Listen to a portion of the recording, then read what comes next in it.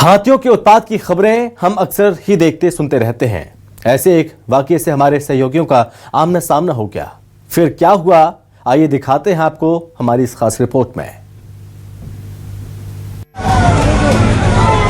जगह मैनपाट के नर्मदापुर स्थित रिजॉर्ट।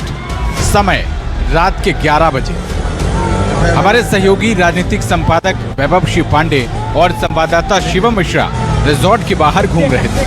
इसी दौरान पास के गांव से शोर सुनकर हमारे सहयोगी उस गांव में पहुंचे जहां दो दंतैल हाथी एक घर में घुस गए थे। कुछ ही देर में वन विभाग की टीम गजराज वाहन के साथ गांव पहुंची और फिर गजराज वाहन से सर्च लाइट और सायरन के साथ हाथियों को बाहर निकालने की कोशिशें शुरू हुई।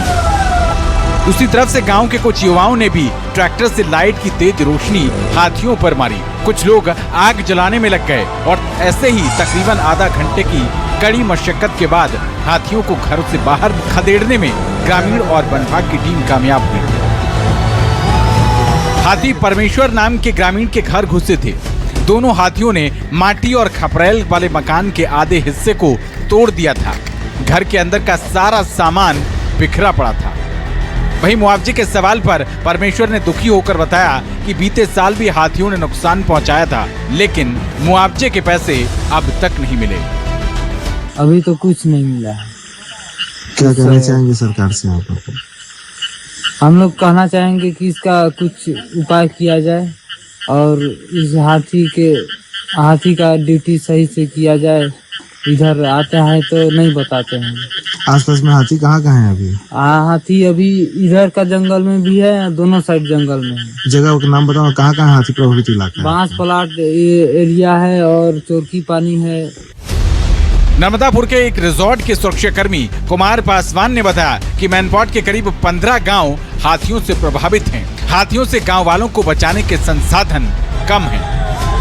वहीं वन विभाग के सुरक्षा कर्मियों ने कहा कि हमें जैसे ही सूचना मिलती है, बिना देर किए हम प्रभावित गांव में पहुंच जाते हैं। पूरे अंबिकापुर में सिर्फ एक ही गजराज वाहन है।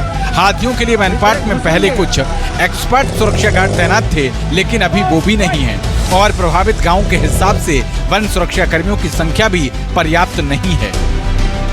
ग्रामीणों के माध्यम से गजराज वाहन के सहयोग से दो दंतैल नर हाथी की जंगल की ओर ग्रामीणों को बचने के लिए अपने घर के आसपास अलाव जला कर रखे हैं।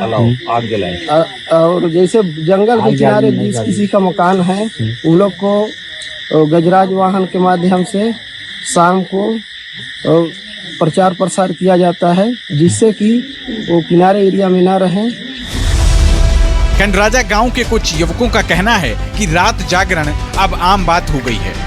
हाथियों का डर बहुत ज्यादा है। ऐसे में अब देखना होगा कि खबर दिखाए जाने के बाद वन्य जीवों के हमलों के पीड़ितों को वन विभाग कब तक प्रभावी सहूलियत मुहैया करवाएगा।